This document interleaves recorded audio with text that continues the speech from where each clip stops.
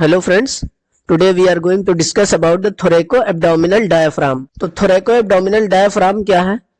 एक मस्कुलोटेंडिनस शीथ है जो कि थोरेसिक कैविटी को एब्डोमिनल कैविटी से सेपरेट करती है। जो हमारे थोरेक्स का इंफीरियर अपर्चर होता है वो एक लार्ज मस्कुलोटेंडिनस पार्टीशन से क्लोज होता है, जिसे हम लोग डायाफ्राम या थोरेकोएब्डोमिनल डायाफ्राम कहते हैं। एब्डोमेन और थोरेक्स को सेपरेट करने में हेल्प करता है। तो सबसे पहले इसका ओरिजिन देखेंगे तो डायाफ्राम का डोम होता है वो थोरेसिक कैविटी में प्रोजेक्ट होता है। तो इसके तीन पार्ट होते हैं। सबसे पहला पार्ट जो होता है वो एक्सटर्नल पार्ट होता है, जिसमें दो फ्लैशी स्लिप्स होती हैं जो कि जिफॉइड प्रोसेस के बैक से अराइज होती हैं। अब जैसा कि ये हमारा जिफी स्टर्नम है और ये हमारा पूरी डायाफ्राम की मसल है, ये डोम शेप की मसल है। तो ये जो इसमें दो स्लिप्स होती हैं जो कि बैक ऑफ जिफॉइड प्रोसेस से, ये जिफॉइड प्रोसेस है स्टर्नम का और ये जिफॉइड प्रोसेस का बैक है। ये दो स्लिप्स इसकी जो एक्सटर्नल पार्ट होता है डायाफ्राम का बैक ऑफ जिफॉइड प्रोसेस से अराइज होता है। फिर जो इसका कोस्टल पार्ट होता है वो inner surface of lower 6 ribs से और उसके कोस्टल कार्टिलेज से अराइज होता है। यानी जो कोस्टल पार्ट है हमारे डायाफ्राम का, ये वाला हिस्सा पूरा कोस्टल पार्ट है। तो ये अराइज होता है जो हमारी लोअर 6 रिब है, यानी 7th से लेकर के 12th तक के उसके इनर सरफेस से और उसके कोस्टल कार्टिलेज से। तो लोअर 6 रिब्स के इनर सरफेस से इसका ओरिजिन होता है कोस्टल पार्ट ऑफ डायाफ्राम का। फिर जो तीसरा पार्ट होता है डायाफ्राम का वो होता है वर्टेब्रल पार्ट। इसमें राइट और लेफ्ट क्रस आते हैं वर्टेब्रा के और 5 आर्कुएट लिगामेंट पाए जाते हैं। तो जैसा कि यहाँ पर ये जो हमें पार्ट दिखाया गया है ये वर्टेब्रल पार्ट है। इसमें एक हमारा ये लेफ्ट क्रस आता है, एक राइट क्रस आता है। लेफ्ट क्रस जो होता है वो L1 और L2 की बॉडी से अटैच होता है और जो राइट क्रस होता है वो थोड़ा सा इलोंगेटेड होता है लेफ्ट क्रस के मुकाबले में। तो ये L1, L2, L3 से अटैच होता है। इसमें 5 लिगामेंट आते हैं। तो जब सबसे बीच में जो लिगामेंट होता है वो होता है median arcuate ligament. Median arcuate ligament जो है वो एकदम मीडियन प्लेन में होता है। जो हमने जनरल एनाटॉमी पढ़ी थी तो हमने मीडियन प्लेन देखा था। तो मीडियन का मतलब बीचों बीच में। तो ये जो बीच वाला लिगामेंट होता है ये मीडियन आर्कुएट लिगामेंट होता है। फिर मीडियन के जस्ट मीडियल में, जस्ट लेटरल में अगर हम लोग जाए तो ये मीडियल आर्कुएट लिगामेंट पाया जाता है और जो सबसे लेटरल वाला लिगामेंट होता है उसे कहते हैं लेटरल आर्कुएट लिगामेंट। इसको याद करना बहुत आसान है। तो जो ये क्रस होते हैं वर्टेब्रल पार्ट के, इसको हम लोग क्रूरा कहते हैं। ये क्या है? इलोंगेटेड मस्कुलर स्लिप्स है जो कि राइट क्रस अराइज होता है right side of anterior surface of L1 से लेकर L3 तक के, और जो करस्पॉन्डिंग इंटरवर्टिब्रल डिस्क होती है उससे भी अराइज होता है। यानी जैसे कि इस डायग्राम में दिख रहा है जो राइट क्रस है ये L1, L2, L3 से अराइज हो रहा है और इसमें इनके बीच में जो इंटरवर्टिब्रल डिस्क है इनसे भी अराइज हो रहा है। तो ये इसको हम लोग प्लूरल में क्रूरा कहते हैं और सिंगुलर में क्रस कहते हैं, राइट क्रस और लेफ्ट क्रस। तो जो लेफ्ट क्रस है हमारा ये राइट क्रस के मुकाबले में छोटा है। तो ये L1, L2, L3 से अराइज हो रहा है और ये L1 और L2 से अराइज हो रहा है लेफ्ट क्रस हमारा। इसको हम लोग एक निमोनिक से याद करते हैं कि R3L2, यानी राइट में 3 लंबर वर्टिब्रा से अराइज हो रहा है और लेफ्ट में 2 लंबर वर्टिब्रा से अराइज हो रहा है। उसके बाद आते हैं इसमें आर्कुएट लिगामेंट। तो जैसा कि हमने अभी डायग्राम में बताया कि जो मीडियन आर्कुएट लिगामेंट होता है वो upper end of the right and left crura को जोड़ता है। अब जैसे ये लेफ्ट क्रस है और ये राइट क्रस है तो इनके जो अपर एंड है इसको जोड़ रहा है आपका मीडियन आर्कुएट लिगामेंट। फिर जो मीडियल आर्कुएट लिगामेंट है L2 वर्टिब्रा को transfer process of L1 vertebra से जोड़ रहा है और एक आर्च बना ले रहा है। जैसा कि ये हमारा L2 वर्टिब्रा है और ये ट्रांसवर्स प्रोसेस है L1 वर्टिब्रा का, तो ये इसको अराउंड आर्च बना ले रहा है यहाँ पर। तो ये हुआ हमारा मीडियल आर्कुएट लिगामेंट। फिर जो लेटरल आर्कुएट लिगामेंट है वो आर्च बनाता है tip of transfer process of L1 vertebra और 12th रिब में। ये जो हमारा टिप ऑफ ट्रांसवर्स प्रोसेस है L1 वर्टिब्रा की, ये यहां से शुरू होता है लेटरल आर्कुएट लिगामेंट और 12th रिब के साथ में आर्च बनाता है। तो ये 3 लिगामेंट हो गए, क्योंकि नंबर में 5 है और है 3 तरह के, median arcuate ligament, medial arcuate ligament और लेटरल आर्कुएट लिगामेंट। फिर इस डायफ्राम की जो इंसर्शन होती है, तो ये जो डायफ्राम के फाइबर होते हैं, सारे फाइबर जो होते हैं ये एक जगह कन्वर्ज हो जाते हैं और एक सेंट्रल टेंडन में जाकर इंसर्ट हो जाते हैं, जो कि एक एपोन्यूरोटिक शीथ होती है, जिसको हम लोग ट्राइफोलिएट शेप्ड का कहते हैं। इसमें एक सिंगल मीडियन या एंटीरियर लीफलेट पाया जाता है, जो कि 2 टंग शेप का होता है, जो कि पोस्टीरियर लीफलेट होता है, वो राइट और लेफ्ट होता है, वो जाकर फ्यूज हो जाता है superiorly with the fibrous pericardium के साथ में। यानी जो हमारा हार्ट है उसमें 2 पेरिकार्डियम पाए जाते हैं, एक सीरस पेरिकार्डियम, एक फाइब्रस के पेरिकार्डियम। ये जो बाहर वाला होता है फाइब्रस पेरिकार्डियम, ये उसके साथ में जाकर फ्यूज हो जाता है इसका सेंट्रल टेंडन। तो ये डायफ्राम के सारे फाइबर कन्वर्ज होकर एक सेंट्रल टेंडन बनाते हैं। फिर ये सेंट्रल टेंडन जाकर के फाइब्रस पेरिकार्डियम के साथ में कन्वर्ज होकर फ्यूज हो जाता है। नर्व सप्लाई की अगर बात करें तो इसे मोटर सप्लाई जो होती है इसमें वो फ्रेनिक नर्व से होती है। फ्रेनिक नर्व की root value C3, C4, C5, ये बहुत इंपॉर्टेंट है, इसको याद करना बहुत जरूरी है। सेंसरी सप्लाई होती है उसकी, वो सेंट्रल पार्ट ऑफ डायफ्राम में फ्रेनिक नर्व से होती है और पेरिफेरल पार्ट में 6 और 7 इंटरकोस्टल नर्व से होती है। यानी जो लोअर 6, 7 इंटरकोस्टल नर्व होती है वो पेरिफेरल पार्ट ऑफ डायफ्राम में सेंसरी सप्लाई करती हैं। अब हम लोग बात करेंगे कि कौन कौन से स्ट्रक्चर इसको पास करते हैं। तो इसमें 3 लार्ज ओपनिंग होती है और बहुत सारी स्मॉल ओपनिंग होती है डायफ्राम के अंदर, जो कि एक पैसेज बनाती हैं, जिनके थ्रू स्ट्रक्चर थोरैक्स से एब्डामेन में जाते हैं, एब्डामेन से थोरैक्स में जाते हैं। तो इसमें जो 3 लार्ज ओपनिंग होती है, सबसे पहली ओपनिंग होती है वेना कावल ओपनिंग, जो कि सेंट्रल टेंडन में पाई जाती है। दूसरी ओपनिंग होती है ईसोफेजियल ओपनिंग, जो कि राइट क्रस ऑफ डायफ्राम में पाई जाती है। और जो तीसरी ओपनिंग होती है वो एओर्टिक ओपनिंग होती है, जो कि मीडियन आर्कुएट लिगामेंट के बिहाइंड पाई जाती है। तो ये हमारे डायफ्राम का सेंट्रल टेंडन है और ये इसके अंदर जो सबसे पहली ओपनिंग होती है ईसोफेजियल ओपनिंग होती है, ये वेना कावल ओपनिंग होती है।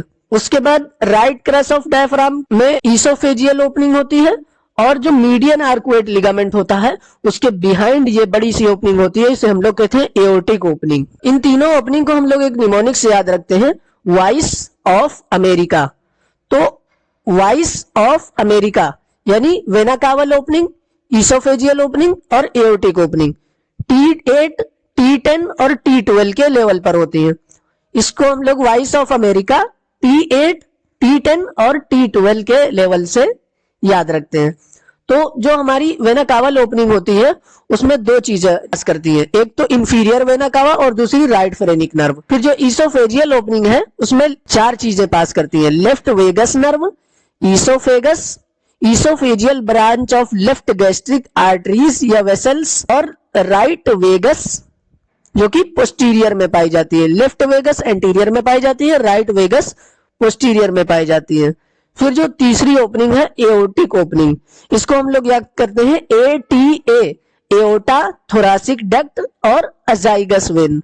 तो ये हमारे डायफ्राम की लार्ज ओपनिंग्स हो गई। ये डायफ्राम की लार्ज ओपनिंग इस टेबल में समराइज करी गई है। जो सबसे पहली ओपनिंग होती है वेना कावल ओपनिंग, T8 के लेवल पे पाई जाती है। Right part of central tendon में ये ओपनिंग होती है, इसका शेप क्वाड्रिलेटरल होता है।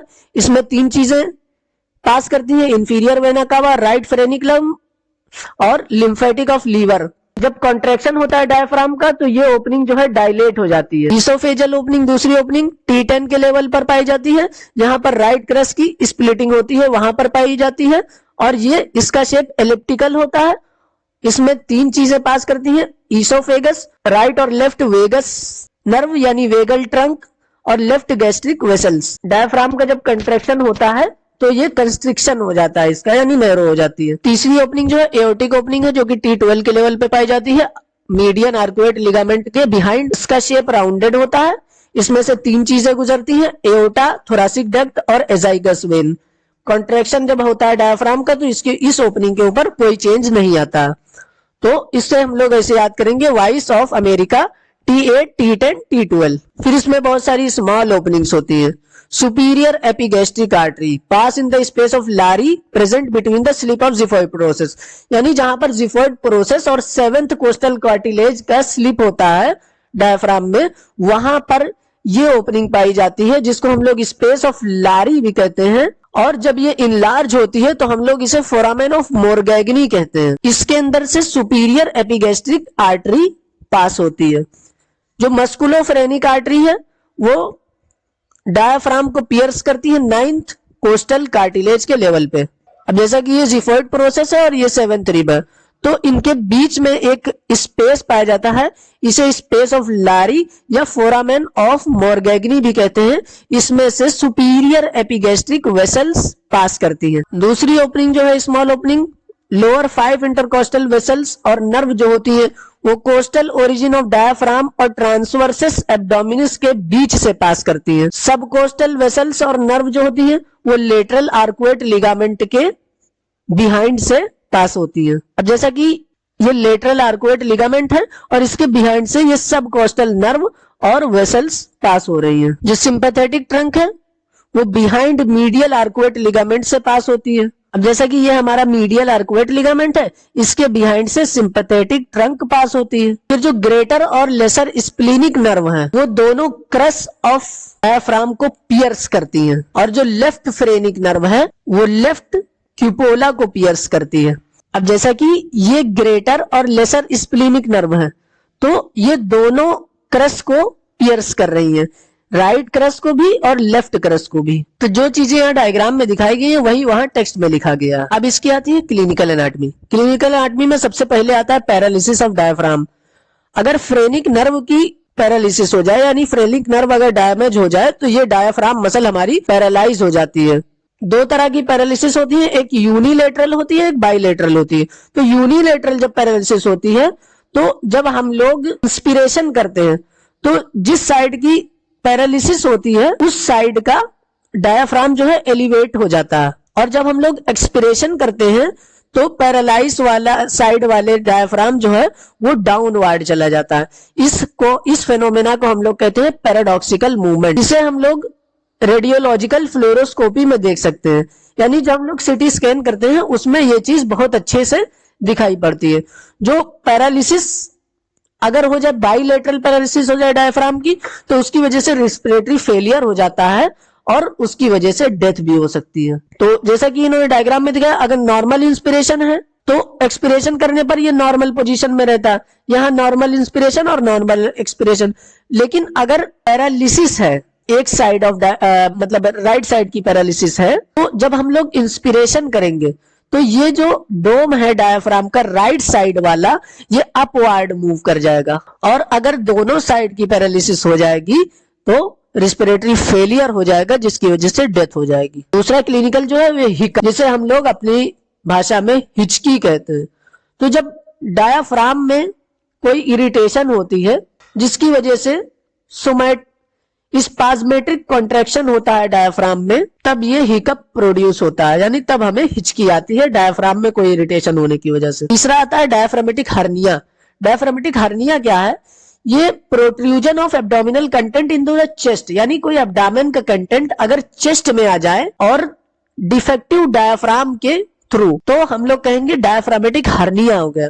ये कंजेनाइटल भी होता है और एक्वायर्ड भी होता है। कंजेनाइटल डायफ्रामेटिक हर्निया तब होता है जब प्रॉपर डेवलपमेंट नहीं होता, प्रॉपर फॉर्मेशन नहीं होता है डायफ्राम का, तब हो जाता है कंजेनाइटल हर्निया। तो अगर मोरगैगनी फोरामेन में हर्निया हो रहा है तो उसे हम लोग कहेंगे मोरगैगनी हर्निया। मीडियल आर्कुएट या लेटरल आर्कुएट लिगामेंट के ऊपर हो रहा है तो उसे हम लोग बोलेंगे बॉचडेलेक हर्निया। तो कंजेनाइटल हर्निया तीन तरह के हैं, एक बॉचडेलेक हर्निया जिसको पोस्टीरियर लेटरल हर्निया भी कहते हैं। 95% केस में क्या होता है, जो कंजेनाइटल वाला डायफ्रामेटिक हर्निया होता है वो बॉचडेलेक हर्निया ही होता है। तो ये इसलिए होता है कि जो प्लूरी पेरिटोनियल मेम्ब्रेन होती है वो कंट्रीब्यूट नहीं हो पाती है डायफ्राम से, तब हमें ये बॉचडेलेक हर्निया होता है। इसको पोस्टीरियर लेटरल हर्निया भी कहते हैं। दूसरा हर्निया जो मोरगैगनी हर्निया है, यानी रेट्रोस्टर्नल या पैरास्टर्नल। स्टर्नम के नीचे होता है इसलिए हम लोग इसे रेट्रोस्टर्नल कहते हैं, जिफॉइड प्रोसेस के नीचे होता है। तो ये फोरामेन ऑफ मॉर्गेगनी या स्पेस ऑफ लारी के थ्रू जब एब्डोमिनल कंटेंट थोरैक्स में आ जाए तो उसे हम लोग मॉर्गेगनी हर्निया कहते हैं। फिर डायफ्रामेटिक इवेंट्रेशन एक कंडीशन होती है जिसमें अबनॉर्मल काउंटर होता है डायफ्राम का, पैरालिसिस की वजह से, एप्लासिया की वजह से, या एट्रोफी या वेस्टिंग की वजह से, यानी जो मसल फाइबर है अगर उनकी एट्रोफी हुई है, वेस्टिंग हो गई है, डायफ्रामेटिक इवेंट्रेशन हो जाता है। फिर दूसरा आता है एक्वायर्ड डायफ्रामेटिक हर्निया। इसमें क्या होता है, ट्रोमेटिक हर्निया कोई इंजरी की वजह से, या स्लाइडिंग हियाटल हर्निया, रोलर हर्निया कहते हैं। तो जो स्लाइडिंग हियाटल हर्निया है वो स्टमक का अगर कोई पार्ट जो प्रोट्रूड होके थोरेसिक कैविटी में आ जाए इसोफेजियल ओपनिंग से डायफ्राम के अंदर, ये मेनली कब होता है, या ओल्ड एज में होता है, या बहुत ओबेसिटी में होता है, या क्रोनिक कफ होती है जिसको बहुत दिनों से खांसी आती है, उन लोगों को ये स्लाइडिंग हर्निया होता है। इसमें क्या होता है कि जो gastro oesophageal reflex disease cause करता है और गैस्ट्रिक अल्सर की वजह से भी होता है। स्लाइडिंग हर्निया जो है सबसे कॉमनेस्ट इंटरनल हर्निया है। तो जैसा कि ये डायग्राम में दिखाया इन्होंने कि ये डायफ्राम है और ये डायफ्राम में ओपनिंग है इसोफेजियल ओपनिंग। इसोफेजियल ओपनिंग जो होती है वो T10 के लेवल पे होती है, तो ये नॉर्मल है। फिर अगर ये यहां पर कोई हर्निया हो जाए और ये जो इसोफेगस में हर्निएटेड पार्ट आ जाए, यानी कोई स्टमक का कंटेंट जो है इसोफेगस में आ जाए और ये प्रोट्रूजन हो जाए उसका चेस्ट में यानी थोरेसिक कैविटी में, तो ये हम कहेंगे स्लाइडिंग हर्निया। इसे रोलिंग हियाटल हर्निया क्या है, जब para oesophageal junction abdominal cavity में चला जाए, स्टमक का जो फंडस है वो बल्ज आउट होके थोरेसिक कैविटी में चला जाए, तो उसे हम लोग कहेंगे रोलिंग हियाटल हर्निया। अब जैसा कि यहाँ पर ये फंडस है स्टमक का और यहाँ पर ये बल्ज आउट होकर पूरा थोरेसिक कैविटी में चला गया, तो इसे हम लोग रोलिंग हर्निया बोलते हैं। तो ये थी थोरैको एब्डोमिनल डायफ्राम और उसकी क्लिनिकल एनाटॉमी। Thank you.